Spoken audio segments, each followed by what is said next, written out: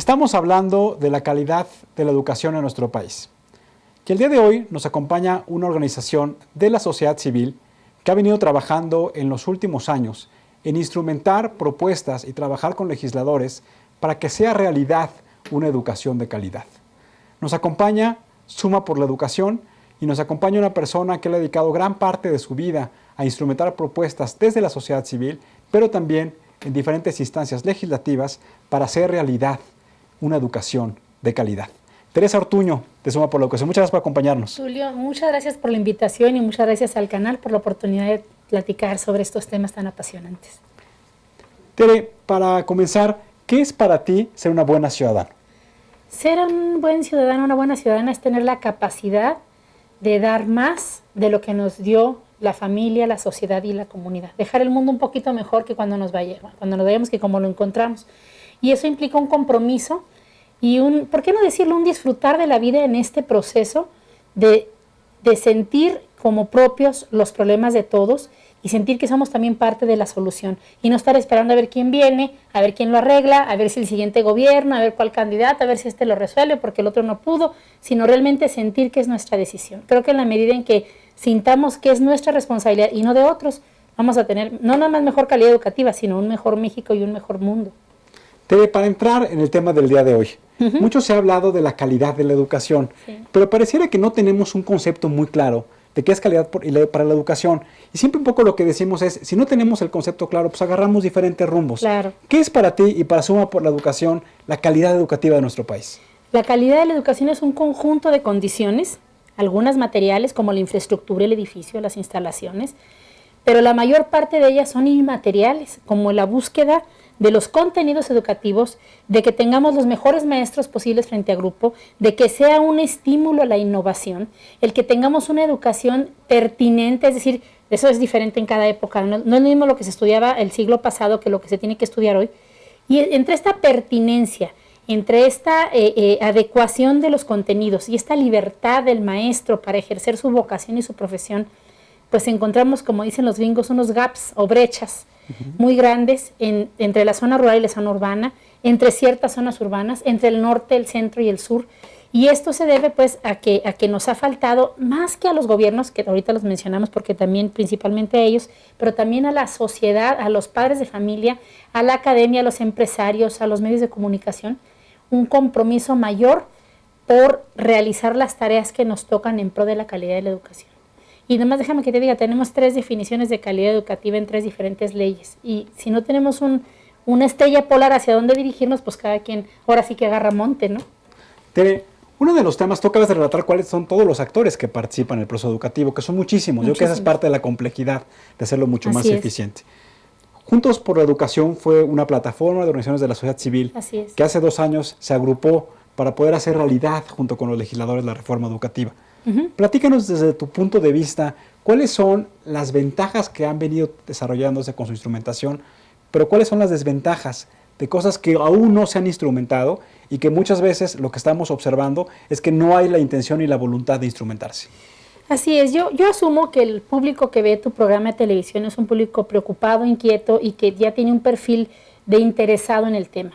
Y podrá darse cuenta de que a pesar de que se ha hecho mucho ruido con algo que lo merecía, que es lo que se llamó reforma educativa, está todavía trunca. ¿Por qué? Porque una parte es las modificaciones a la ley, que no se pueden quedar en una modificación a condiciones laborales de los maestros, que digamos es muy importante.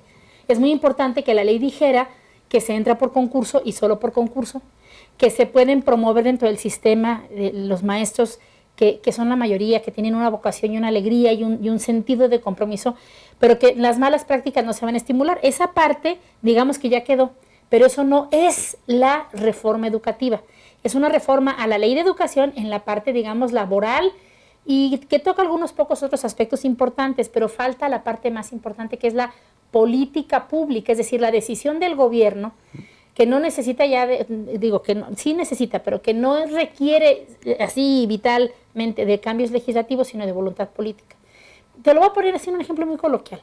Imaginemos que estamos en una reunión con muchas personas y de pronto alguien nos avisa, a todos los que estamos ahí, que se acaba, que no hay alarmas, que no hay policía, que no hay cámaras de seguridad, o sea, que no hay nada que proteja los bienes de todos los demás. Muchos de los que estamos ahí no vamos a ir a robar un banco solo porque se puede. ¿Y por qué no vamos a ir? Porque nos enseñaron que eso no se hace. Es correcto. No necesitas a la policía o las cárceles para tener un comportamiento adecuado. Bueno, entonces la pregunta es, traslada ese símil a los maestros. La mayor parte de los maestros que hay en México, de escuelas públicas y privadas, aman su profesión. La mayor parte de ellos quisieran recibir la capacitación para hacerlo mejor. La mayor parte de ellos quieren los estímulos adecuados y aman a sus alumnos. Y no están esperando a ver qué dice el sindicato o el gobierno o tal político o tal funcionario público o tal organización, sino que lo que quieren es que les faciliten las cosas. Entonces, ¿qué se necesita para poner en ese ambiente, digamos, favorable? ¿Qué mensaje le mandas cuando a los que vienen a tomar las calles en la Ciudad de México ya les pagas, aunque hayas dicho que solo les ibas a pagar si se comprobaba que estaban frente a grupo? Es decir, que tienes incentivos perversos. Tienes incentivos perversos. Entonces, una cosa es que tú digas, yo no voy a robar el banco aunque no haya policía, y otra cosa es que le vaya siempre mejor a los que roban los bancos que al que se comporta bien. ¿Qué mensaje estás enviando? Entonces, yo creo que aquí hay una responsabilidad muy fuerte del gobierno, pero yo pondría ahora el acento en la responsabilidad que tiene también usted que nos está viendo en la televisión, los académicos, los investigadores, el ciudadano de a pie, que pueden incidir en la calidad de la educación, porque simplemente existe la figura del Consejo de Participación Social Escolar y no en todas las escuelas está funcionando. En muchas ya funciona, digamos, se armó, se instrumentó que los papás, incluso los vecinos de la escuela, los exalumnos o personas que por cualquier causa o exmaestros de ahí quieren participar, pueden participar siempre y cuando haya una mayoría de padres de familia de la escuela de la que estamos hablando. Pero esos consejos pueden servir para estar pues checando que si vienen los maestros, que no se le pague a quien no esté adscrito formal y realmente a esa escuela, que si hay algún problema, cómo entre todos metemos el hombro para resolverlo, que cómo le ayudamos a tal y cual problema que hay la escuela es una comunidad. Entonces, si los consejos de participación social escolar funcionaran realmente, de muchas cosas no tendríamos que preocuparnos.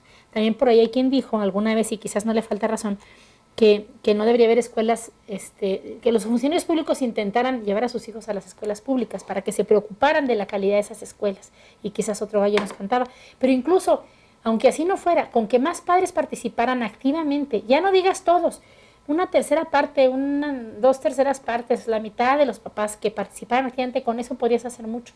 Y hay una ausencia de los papás. Muchas veces los papás creen que porque les pintaron la escuela o porque trajeron mesabancos nuevos, mejoró la calidad. Claro que es importante la infraestructura, el equipamiento, pero no lo es todo. Necesitamos tener los mejores maestros posibles frente a grupo y muchas veces los mismos maestros se quejan, con razón a veces, de que se les evalúa por las condiciones socioeconómicas de sus alumnos. No es lo mismo los alumnos que en su casa escuchan conversaciones que los alientan a aprender y saben sus papás y se escucha en su casa un tema de conversación de comunidad, de participación, de estar opinando políticamente, en todos los temas de interés. A los niños que en su casa simplemente no se habla de nada porque sus papás no saben cómo participar. Entonces estás evaluando a veces al maestro por eso. Y esa es la parte más triste porque así es. Finalmente la educación es el espacio para brindar mejores oportunidades a las personas. Y en un país donde tenemos tanta desigualdad y la brecha entre ricos y pobres cada vez crece más, pues la educación debe ser el instrumento de política de movilidad social. Claro. Y te voy a decir una cosa, nosotros en Suma por la Educación somos precisamente eso, una articuladora de esfuerzos para que la calidad de la educación deje de ser un concepto teórico en el que se llenen la boca muchas personas diciéndolo, pero que luego a la hora de aterrizarlo está muy complicado. Seguimos siendo de los países más bajos en la OCDE, a pesar de que destinamos recursos adecuados. No se puede decir que antes, durante mucho tiempo se decía que era muy poco el gasto proporcionalmente que se destinaba, y como lo mencionaste, alrededor del 90% del gasto educativo se ve en sueldos y salarios, menos del 0.4% se va a infraestructura. Entonces necesitamos destinar más recursos a crear más escuelas, por ejemplo las jornadas de tiempo completo, en donde los niños puedan ahí hacer la tarea, puedan estar más horas, puedan dedicarle más horas al día a estar leyendo, incluso estarse divirtiendo, y parte de la educación es el deporte, es muchas cosas. Todas esas tareas necesitamos una vida de participación social más exigente. Y yo aquí quisiera poner el acento, porque ciertamente podemos, y con razón, señalar a los gobiernos en todo aquello que les ha faltado. Pero yo quisiera llamar la atención, decir, ¿y los ciudadanos qué hemos hecho para que los maestros de las escuelas a donde van nuestros hijos cumplan con su tarea? Para que los contenidos... ¿Por qué, por ejemplo, en México un maestro no tiene libertad, más que menos de un 14-15% de libertad para ver qué libros se van a utilizar en su escuela? Es como un machote, un cartabón que viene desde muy arriba y que a veces a la hora de aterrizarlo es diferente para un tipo de alumnos que para otro, y son decisiones que se toman centralmente y no siempre el maestro puede incidir en los contenidos, en el tipo de libro de texto que quiere aplicar para tal materia. Es decir, este concepto de la libertad de cátedra, que es un concepto fundamental en donde los maestros también puedan innovar en el conocimiento junto con sus alumnos. Qué bien lo has dicho, Tulio. Innovar no nada más es tecnología. Es correcto. Cuidado. Es correcto. Innovar es hacer cosas creativas que desarrollen la imaginación y la capacidad creativa de las personas, no necesariamente con tecnología. Innovar es pensar en nuevas ideas, en nuevos proyectos, en aterrizarlos y en trabajar en comunidad para poder alcanzar. Y de hecho la tecnología, que es muy importante acceder a ella, puede ser que digamos que relajemos el cuerpo diciendo, ya les pusimos computadoras o tablets o laptops a todo. Cuidado, eso no necesariamente es calidad educativa. Cuidado con confundir calidad de la educación con tecnología, que es muy importante. Pero la calidad de educación es enseñar a los niños a pensar, es enseñar a los niños a tener autoestima, a saber que valen, a cuidarse, a ser responsables de su medio ambiente, a aprender más cosas, pero no basta que sepan que Cristóbal Colón descubrió América. Tienen que ser capaces de cuestionarse y de preguntarse, y tienen que ser capaces, el maestro tiene que invitarlos a equivocarse, a meter la pata, claro. Para que puedan decir, pues no era por ahí, pero que experimenten algo nuevo y no que se sienten a escuchar a ver qué les va a decir el maestro. No puede ser que el maestro se pare, los niños escuchen y luego les pregunten qué dijo. Tiene que ver eso. Tú has un poco hablado del rol del padre de familia. Así es. Has hablado de la importancia que participen en los consejos de participación social, que son parte de esta reforma educativa. Has hablado de también cómo nosotros los ciudadanos podemos ser los ojos y los oídos de cómo se va mejorando la educación. Pero también en nuestro país, la reforma en la educación es un tema que se descentralizó, en donde no solamente el gobierno federal tiene todas las facultades, sino se descentralizó el gasto a los gobiernos de los estados. Platícanos cuáles han sido las ventajas o desventajas de esa descentralización educativa en nuestro país. Que ahora se intenta regresar con el tema del FONE. Voy a explicarlo. En mayo del 92 se hizo el Acuerdo para la Educación y se le trasladó a los estados facultades y recursos y se les dijo, ahí te va la lana y tú hazte cargo. Quedaba la SEP, digamos, como normativa central. Es la que determinaba contenidos, currículas, etcétera, y los estados operaban estatalmente. Y eso le dio un aire fresco en su momento. Y sin embargo, luego nos trajo otros males que quizás no los previeron quienes esto decidieron. Y una era que los mismos maestros iban y negociaban con las autoridades estatales un aumento salarial, ciertas prestaciones, etcétera, etcétera, y luego iban a nivel central a decir, ahora vengo por la propina, por los cacahuates, por el postre, ¿verdad? Ya me dio el gobernador esto, ahora tú. Y entonces empezamos a tener condiciones laborales muy dispares en muchos estados. Y por ejemplo, un estado donde les pagaban muy poquito, les podían compensar con que les daban 3 meses de aguinaldo. Pero luego resulta que donde sí les pagaban mucho, decían, a mí también dame 3 meses de aguinaldo, ¿qué te parece? Porque allá en aquel estado lo consiguieron, yo por qué no para los míos. Y empezamos a ver que el tema salarial es el que empezó a ser más importante. Y resulta que el dinero que les pasaban a los estados, yo insistí mucho, hay que ver qué hacen los congresos estatales para fiscalizar el ejercicio de ese gasto. Yo llegué a ver cuentas públicas estatales aprobadas en una hojita de este tamaño que decía, se tuvo a la vista el cheque número tal, del Banco Sutano de tal, por la cantidad de $8,000 millones de pesos, y se constató que se depositó en la cuenta del gasto educativo. Y ya le cayó todo el agua bendita. Esa es la fiscalización. Agua bendita para todo ese dinero, ya está saneado porque ya se constató que se depositó en el gasto educativo. Y entonces, ¿qué capacidad de fiscalización hay sobre cómo se gastó ese dinero cuando pasó a los estados? Entonces, todo esto empezó a generar ciertas cosas, algunas benéficas y otras no tanto, que ahora con esta reforma se vuelve a concentrar la nómina y en vez del FAER, que es el Fondo de Aportaciones a la Educación Básica, se crea el FONE, que es el Fondo Nacional para el Gasto Educativo, y entonces dicen, bueno, venga la nómina para acá y la vamos a manejar centralmente. Se espera o se hace con la idea de que no haya abusos. Por ejemplo, un gobernador podría decir, bueno, pues tengo 120 plazas, pongo 100 a concurso y ya todo el mundo ve y presencia, checa que hubo un concurso y que los mejores ahí están estos 100. Pero estas 20 acá las tengo yo para mis compromisos políticos, para arreglar tales y cuales presiones y Y entonces resulta que no entraban 100 sino 120, pero solamente 100 entraban por un mecanismo, digamos, transparente o del concurso al mérito de los mejores. Y entonces, esta parte, los gobernadores sabían, hay una película que se hizo, la de Panzazo, que se la pasa toda la película diciendo cosas muy reales, pero dice que ¿por qué el gobierno federal no sabe cuántos maestros hay? Pues no lo sabe porque no lo sabía, porque le transfirió esas facultades a los estados. Son los gobernadores los que tenían esta posibilidad de ejercer ese gasto. Y entonces ahora que se concentra la nómina, nos dicen que ya solamente van a recibir su pago aquellos que se haya constatado que estaban frente a grupo. Qué bueno, pero ¿qué vimos en las calles de la Ciudad de México?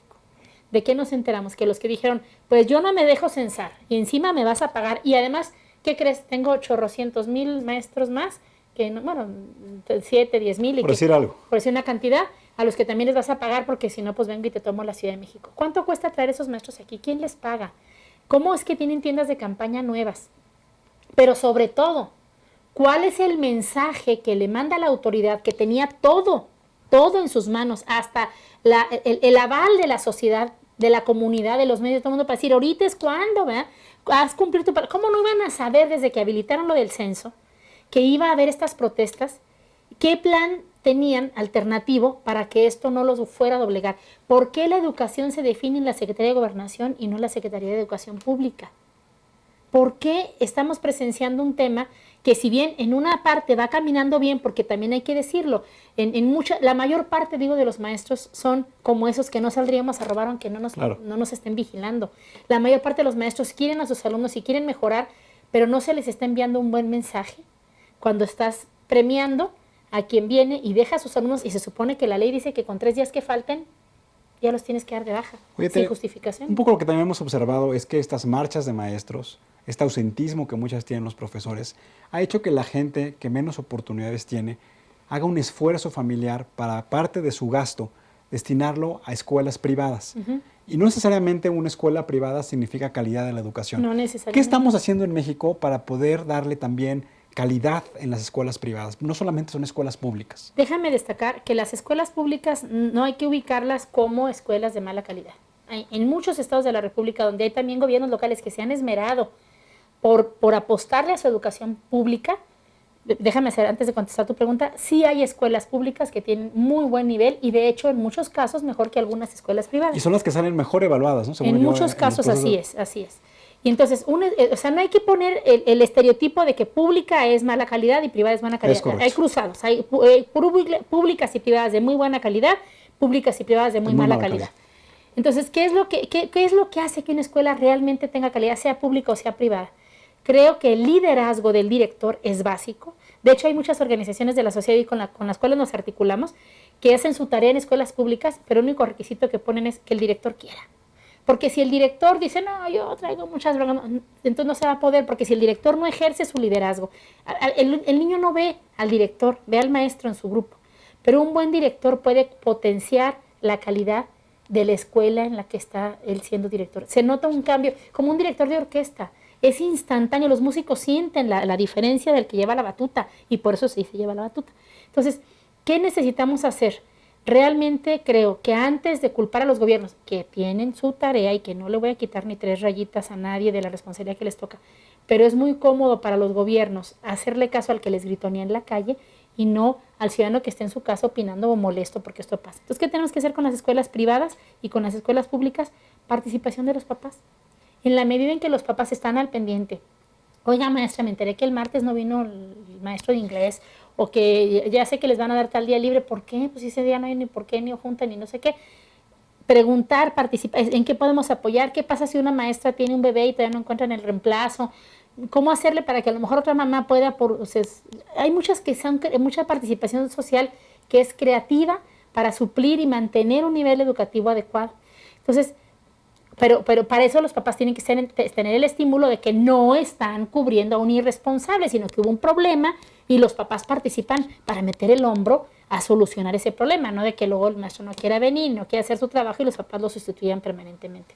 Entonces, públicas o privadas, te lo diría Tulio muy sencillo, participación de los papás, estar al pendiente de los contenidos educativos, de la presencia de los maestros. También, ¿qué hacen los países como Finlandia? o los países que salen muy bien calificados no tienen niños extraordinarios, ni extraterrestres, ni superdotados. Tienen igualito el grupo de los que van más o menos bien, unos poquitos que van muy bien y unos poquitos que van atrasadones. ¿Cuál es la diferencia? Tienen allí, en el salón de clase, a una segunda maestra, un segundo maestro, que ahí se detiene más con esos que van un poco más atrás para ayudarlos a mantener el ritmo. Les explican a ellos, les dan una asesoría en ese momento. Y como en muchos casos son escuelas de tiempo completo, el tiempo de por la tarde se lo destinan orientado hacia esos 3 o 4 o 7 niños del salón que siempre hay, que van más atrás, que les cuesta más trabajo, que independientemente de que ya hace rato que detectaron si veían bien o veían mal o si tienen otro problema, pero si es nada más porque pues son distraídos o no les interesa o tienen algún problema familiar, siempre hay un maestro de apoyo para esos chavitos o chavitas que requieren un apoyo adicional. Y en México, sí. Tere, nos estamos yendo del programa. Se nos está acabando el tiempo, sí. Es que nunca se acaba la pasión por la educación. Te agradezco mucho el trabajo que hace Suma por la educación, por el trabajo que has hecho tú también en estos últimos años como ciudadana. Muchas gracias, y como líder de organización de la sociedad civil. Yo agradezco la oportunidad. Quiero decirles a todos, de veras, que en la medida en que más que quejarnos participemos, tenemos más derecho a exigirle a las autoridades que hagan lo que les toca, pero que también hay muchos funcionarios y muchos maestros que hacen bien su tarea y que lo harían más fácil si hubiera más participación social. No dejemos que nada más escuchen a los que gritonean en las calles, que nos escuchen a todos. Pues muchas gracias a todos por vernos el día de hoy y recuerden, ante todo, seamos buenos ciudadanos. Muy buenas noches.